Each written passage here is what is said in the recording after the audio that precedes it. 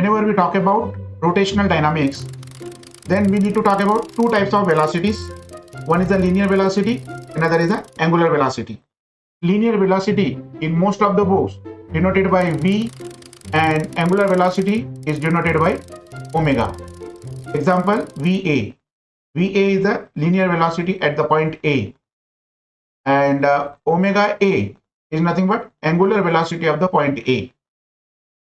Suppose this is the body rotating, and when this body is rotating, the point A present on the body will also move to some angle, let us say AA dash.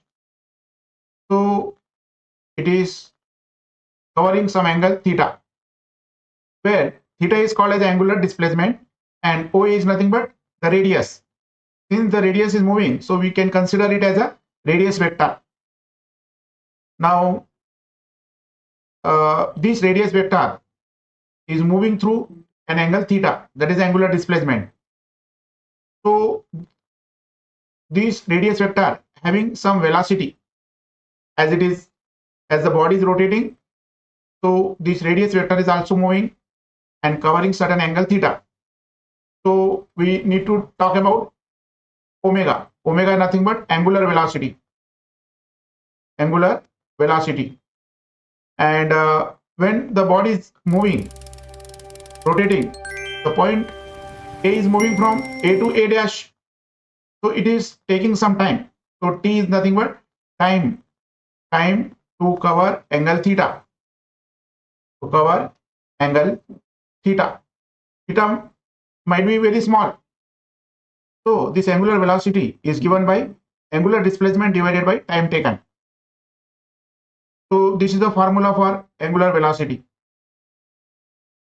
There are the three particles are present here. Point particle A, particle B, and particle C.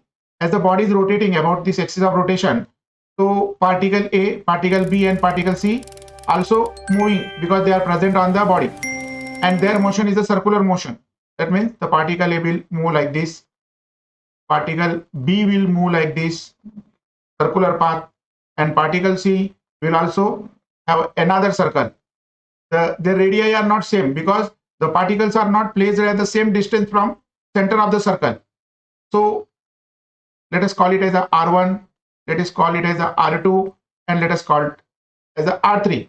So particle is present at a distance of R1 from center, and particle B is present at the distance of R2 from the center of body about the axis of rotation. This is a point on the axis of rotation, and R3 is a distance of point C from the axis of rotation.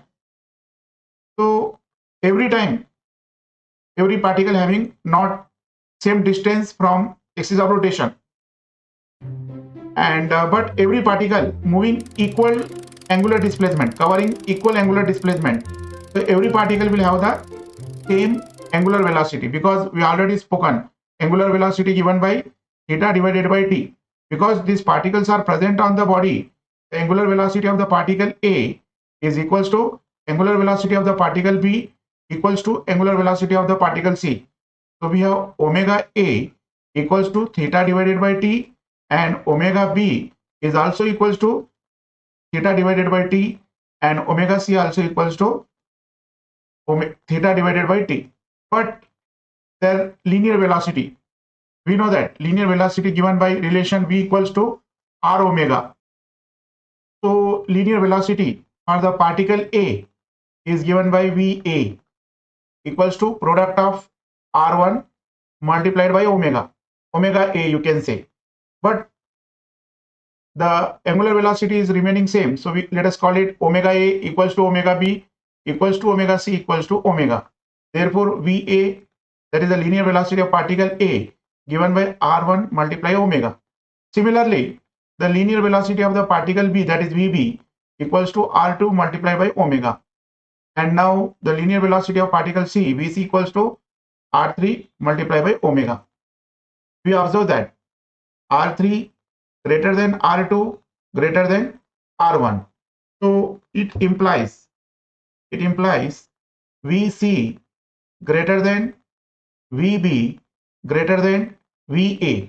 So as the radius vector increases, the length of radius increases, then the linear velocity also increases.